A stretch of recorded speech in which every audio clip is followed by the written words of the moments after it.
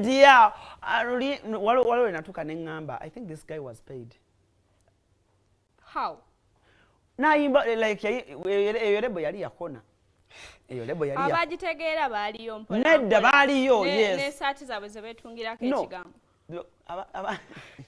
Company yavaayo negamba tefulumyanga ku lugoye lwonna luliko eddiya. Company? Naye nga ffe tuzambala. Kati bye twambala tubijjawa. Abaana baziyiye eyo wansi. Abaana obamanyi ggwe.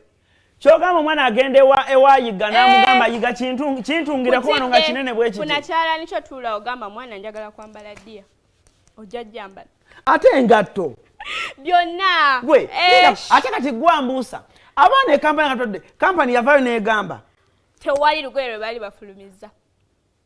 Ne lutuuka mu Africa. Zikomeeyo mu abo abazungu. Naye ffe wano tebalina ze baali batuweereza. Talking about fashion. Talking about fashion. Waliwo ennyambala ezimu. Talking about fashion and things trending. Yeah. Because Ruga are trending right now. Yeah. Yeah, Nzarwa ya Nigeria. Mwana mtonyo. Aina ennyimba 3. Zoka.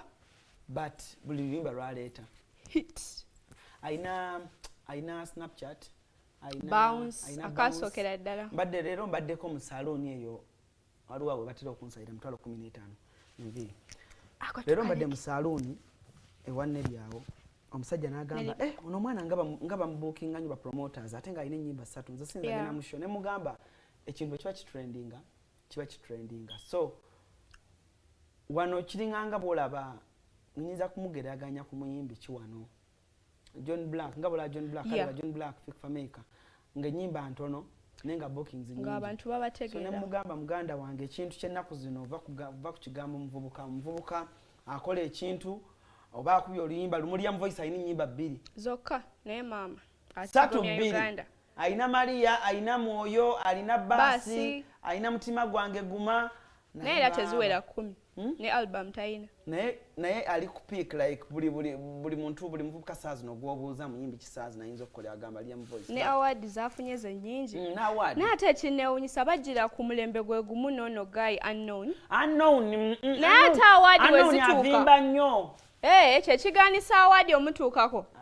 nze kibadde kinneewunyisa kubanga bajjira ku mulembe gwe gumu ennyimba zaabwe nga zikuba kumu naye ate lwakuba nti annawuni alina byalina okutereeza nga kyekimugaanisa okufuna awadi kubanga buli kivu kye bateekayo baazi awadi ezisinga zigenda wa Liam takoze bubi. Ali hambo. Liam takoze bubi. Omuvubuka owulidde empisa nazo zigattako. Mpisa kintu kikulu nnyo. But talking about fashion and things trending, ensangi zino waliwo empale zitandise okoma. Waliwo by the way nazirabyeko empale zo bazitanga bell bottoms. Empale z'abaana abawala be basinzo zettanira zikwata eno waggulu then wansi ne zibeera nga zita. Wakuba ate bagenze bayongeramu. Nsanga sister wange ng'ajambadde.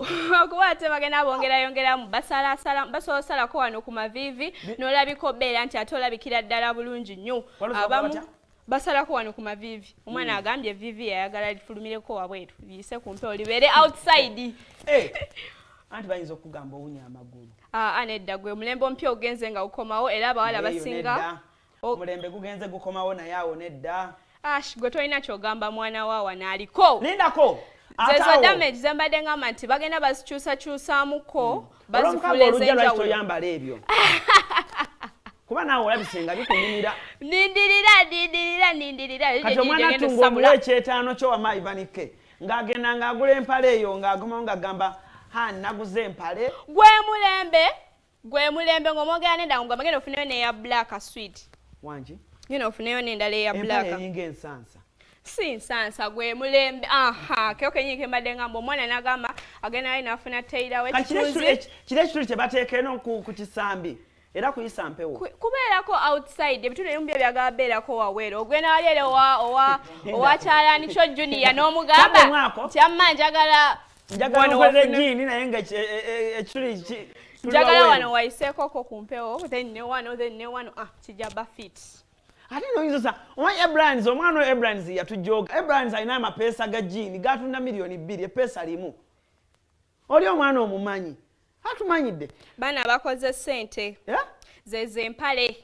eziriko by the way waliwo n'endala ezibeera mu material nga si ya jean nga material ya cotton naye ng'era fashion yemu yaliko ko mu gy'ekyenda eyo ya black omulaba omwana kati awomba naye era kafiga ko olina okkeeka kasanga ogenda okwambala empale kube kwata eno waggulu wansi neeta kati kitegeeza wano Florence atukolera makeup eyo tajambala leka munno amosobeera Florence tayambala eyo ani awo omulala waliwo omwana news reporter ani oyo naye alanirwa kitoleka abantu nakajiri naye tajambala waliwo omulala ani wano omulala waliwo nomwana w'omucontrol room wano omweru ennyo yani Letitia naye tajambala kati Letitia naye awutayambala naye basobola okwettanira kwezo kuba waliwo nga nkugambye nti bazze bazikyusakyusaamu waliwo nezokwata nnyo eyo mpaleregeza eyo yennyini sayimumu abaaliwo mweja emirembe egyo mugye mwagiyitanga mutya bero bottom wanje awo tebasukanga ku bell bottom okay fashion awe tugenze awe katubate tubawa kasavu kanyama kakati tuina countdown yeno tukola nyimba 5 ezinyumidde baba owayi ze yatiriyo je nagane gurunede yagala empale bweziti ezebikubo Gurunede watandika kwambalira fashion je ngambye yabawala Gurunede ayagala empale bweziti ezebikubo era kati awo Gurunede atandise okulaba nga bambadde kombine ne girlfriend batambula ku street e Kampala wano tuina countdown enyimba 5 esinza okunyumira abavubuka mu week eno